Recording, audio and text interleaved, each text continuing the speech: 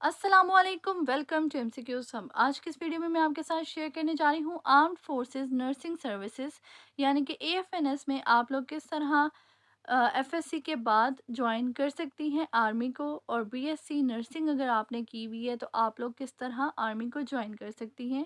Criteria क्या है आपके पास, इंपॉर्टेंट अनाउंसमेंट जो इस दफ़ा आई है वो कौन सी है, वो इसी वीडियो के अंदर मैं आपसे डिस्कस करूँगी।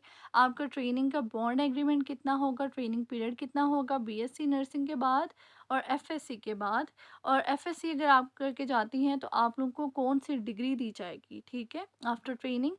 सबसे पहले मैं आपको बताती चलूँ कि ऑनलाइन रजिस्ट्रेशंस जो हैं वो 2 जुलाई से लेके 10 अगस्त तक हैं। आप लोग ऑनलाइन रजिस्टर कर सकते हैं अपने आप को।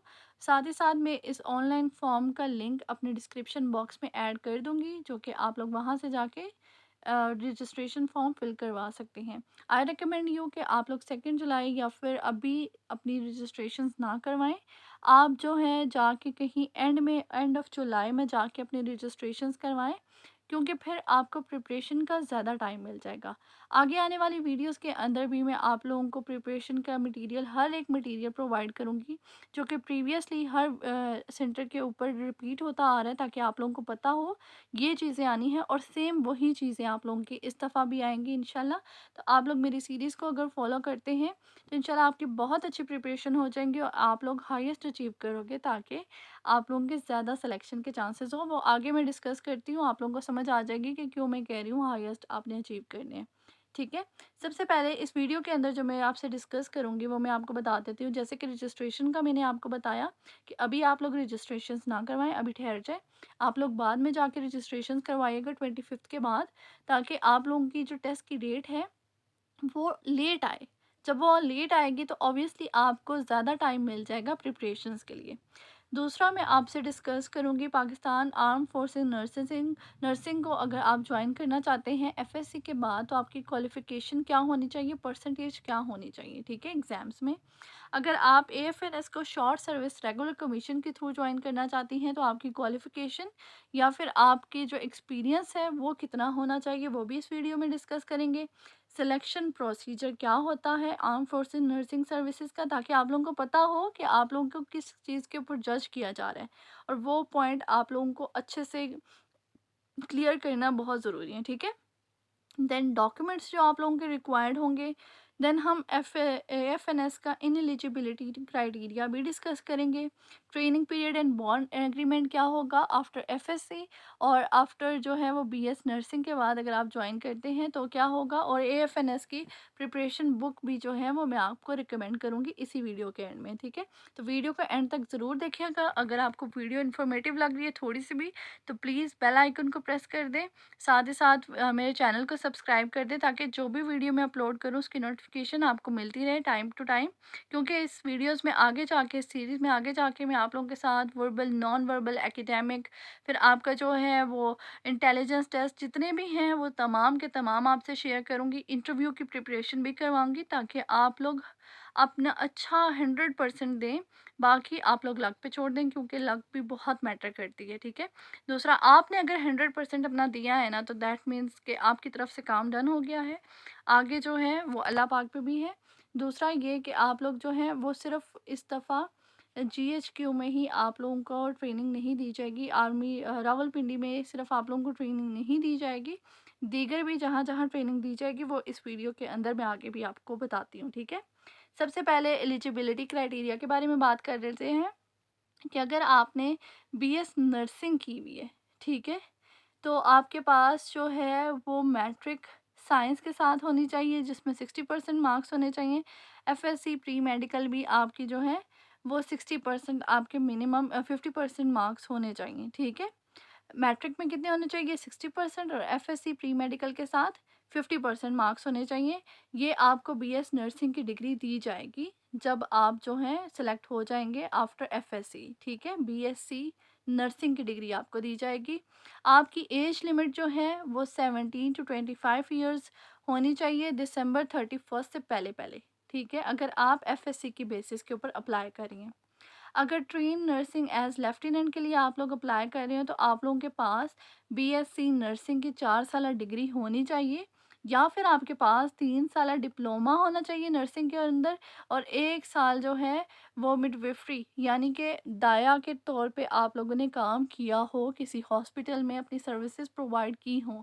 तो आपकी एज लिमिट जो है वो 18 से लेके 25 ईयर्स होनी चाहिए ऑन दिसंबर 31 2024 तक।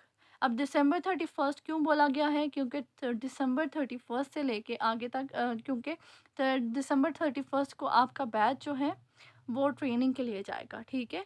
तो अगर इससे बड़ी एज आपकी हो जाती है तो आपका फॉर्म ही सबमिट नहीं होगा, जो ऑनलाइन फॉर्म आप सबमिट करवाना चाह रहे होंगे, ठीक है? नेक्स्ट है आपके पास कि कैंडिडेट्स जो हैं वो हर जगह से एलिजिबल हैं अप्लाई करने के लिए। स्पेशल वैकेंसीज जो हैं वो किस डोमिसाइल के लिए हैं? बलूचिस्तान, इंटीरियर सिंध और KPK.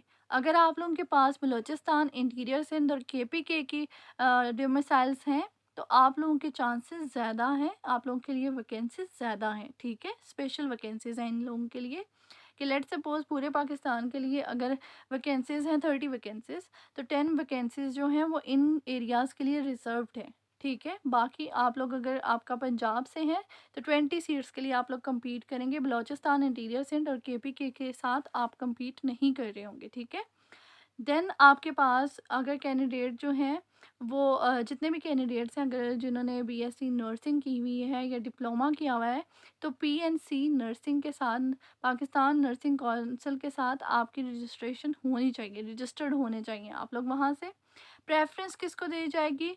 Qualities post basic specialisation courses कौन से होने चाहिए? आईसीयू, ओटी या फिर सीसीयू, ठीक है? हॉस्पिटल या इंस्टीट्यूट्स के अंदर आप लोगों ने काम किया हो जो कि पीएनसी से वेरिफाइड हो, रजिस्टर्ड हो, ठीक है? ऐसे हॉस्पिटल्स में अगर आप लोगों ने कोई किया हुआ है डिप्लोमा कोर्स तो आप लोगों को ज़्यादा प्रेफ़रेंस दी जाएगी। नेक्स्ट हम बात कर लेते हैं इन एलिजिबिलिटी क्राइटेरिया के ऊपर कि डिक्लेयर मेडिकली अनफिट आप लोगों को नहीं रखा जाएगा, जिनको मेडिकली अनफिट करार दे दिया गया है। इंडिविजुअल्स विड्रॉन, अगर कोई भी बंदा जो है वो विड्रॉन हो गया है, मतलब आर्मी, नेवी या एयरफोर्स से निकाल दिया गया है इन अ ट्रेनिंग पीरियड, या फिर आपको मेडिकली अनफिट करार दे दिया गया है, तो आप लोग जो हैं वो नहीं ज्वाइन कर सकेंगे, आप दोबारा से अप्लाई नहीं कर सकेंगे। तीसरा ये कि आप अगर कहीं से भी डिसमिस हो गए हैं या आप रिमूव्ड हो गई हैं गवर्नमेंट सर्विसेज में से, ठीक है?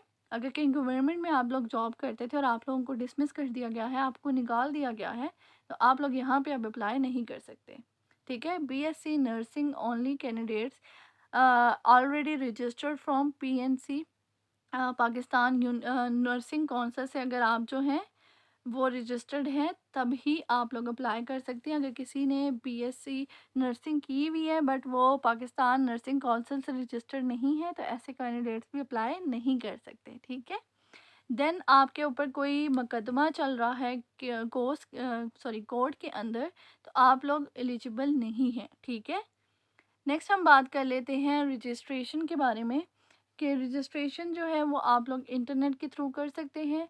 आप लोग आर्मी रिक्रूटमेंट सेंटर के ऊपर भी जाके रजिस्ट्रेशन करवा सकते हैं, वहाँ से भी अपनी रोल नंबर स्लिप ले सकते हैं। तीसरा, आपके पास जो आपके होंगे रोल नंबर स्लिप, वो अगर आप लोगों ने अप्लाई किया हुआ है ऑनलाइन, तो आप लोग जो है वो मेल जो देंगे या फिर आप लोग बार-बार जो है वो चेक करते रहेंगे, ठीक है? जहाँ से आपने अप्लाई किया था, क्योंकि रोल नंबर स्लिप वहीं पे अपलोड होती है, तो आप लोगों ने बार-बार देखते रहना है। जब आप लोग सेंटर में टेस्ट देने जाएँगे तो आप लोगों से प्रोस्पेक्टस फ़ी ली जाएगी, जो कि 300 होती है। आप लोग वो देंगे, उसके बाद आपको टेस्ट में बैठना अलाउ कर देंगे, ठीक है? देन रिटन इंटेलिजेंस टेस्ट होगा, जिसके अंदर आपके इनिशियल जो है वो इंटेलिजेंस टेस्ट होगा। इंटेलिजेंस टेस्ट के अंदर आपके 2 पोर्शंस आते हैं, मैंने कंप्लीट वीडियो एक और उसके ऊपर बनानी है। इंटेलिजेंस टेस्ट के अंदर आपके पास होगा verbals and non verbal.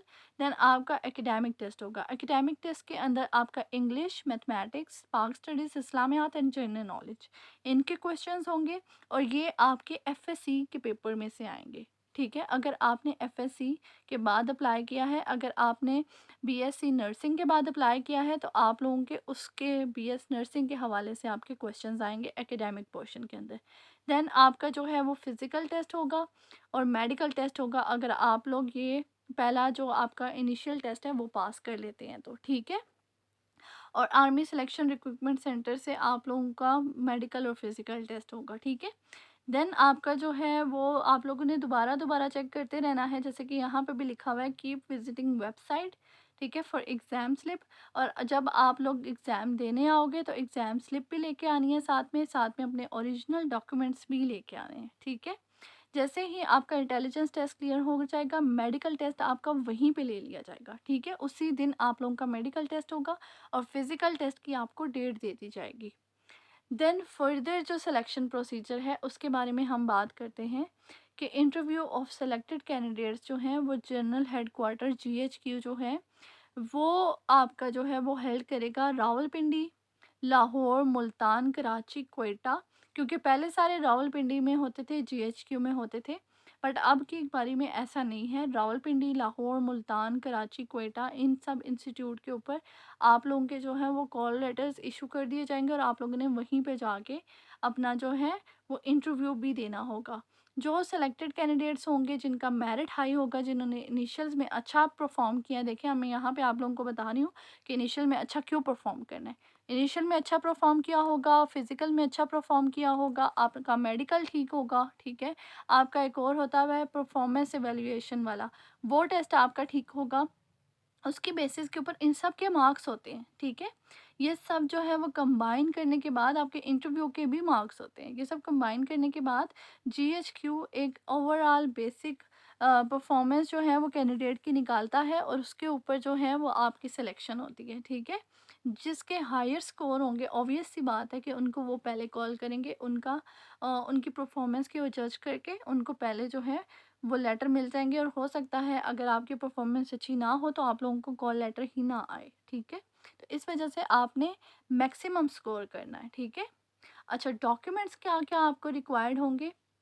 Original certificates, document, marksheet जितनी भी है ना आप लोगों के पास ओरिजिनल होनी चाहिए, साथ में 2 अटेस्टेड कॉपीज़ भी होनी चाहिए ईच सर्टिफिकेट या डिग्री की, ठीक है?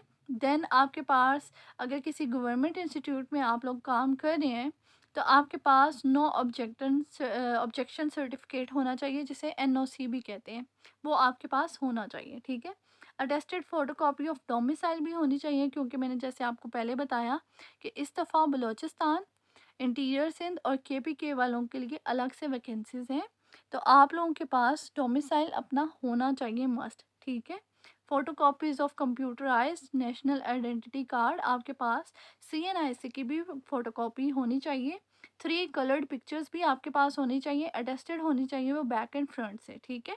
उसके बाद आपके पास जो है वो पोस्टल ऑर्डर भी होना चाहिए, जो कि 100 रुपीज़ का होना चाहिए आपके पास, जो कि आप लोग जनरल हेडक्वार्टर रावलपिंडी में सबमिट करवाते हैं। ये बात की बात है, ठीक है? पहले आप लोगों के पास ये चीज़ें होनी चाहिए। देन है training period. For training period जो वो नर्सिंग सर्विसेज के लिए अप्लाई करेंगी आफ्टर बीएससी, ठीक है? तो उनके लिए जो है वो 12 वीक्स का बेसिक मिलिट्री ट्रेनिंग होगी, जो कि रावलपिंडी, सीएमएच खारियाँ, ठीक है? इन जगहों पे होगी, जो कि रैंक एज़ लेफ्टिनेंट के तौर पे अप्लाई करेंगी, ठीक है?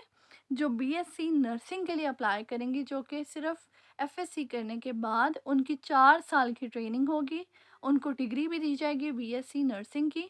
और आपकी CMH Lahore, CMH Kharian, CMH Multan, CMH Bahawalpur, CMH Quetta, PNC शिफा कराची और रावलपिंडी, ठीक है? इन सब एरियाज़ पे आप लोगों की ट्रेनिंग होगी। बॉन्ड एग्रीमेंट जो है वो आप लोगों से पहले ही साइन करवाया जाएगा। बेशक आप लोग बीएससी के बाद अप्लाई करी हैं, बेशक आप लोग जो हैं वो एफएससी के बाद अप्लाई करी हैं, आप लोगों से बॉन्ड पहले ही साइन करवाया जाएगा और 10 साल का आपसे बॉन्ड साइन करवाया जाएगा, ठीक है? आप लोगों की प्रिपरेशन की जो बुक है वो है, आप लोग बाय कर सकते हो, एएफएनएस गाइड बुक के नाम से है, ठीक है? किसी भी स्टोर के ऊपर, किसी भी जो बुक स्टोर है उसके ऊपर आप लोगों को ये इजीली मिल जाएगी, ठीक है? अगर नहीं मिलती है तो आप मुझसे रब्ता करिएगा, मैं इंशाल्लाह आप लोगों को गाइड कर दूंगी। बहुत शुक्रिया वीडियो देखने का। अगर आपको वीडियो पसंद आई है तो थम्स अप करें, सब्सक्राइब करें मेरे चैनल को मज़ीद इन्फॉर्मेटिव वीडियोज़ के लिए। साथ ही साथ बेल आइकन को भी दबा दें ताकि जो भी लेटेस्ट वीडियो मैं अपलोड करूँ उसकी नोटिफिकेशन सबसे पहले आपको देखने को मिले। बहुत शुक्रिया, मिलते हैं नेक्स्ट वीडियो में, तब तक के लिए अपना ख्याल रखें। अल्लाह हाफ़िज़।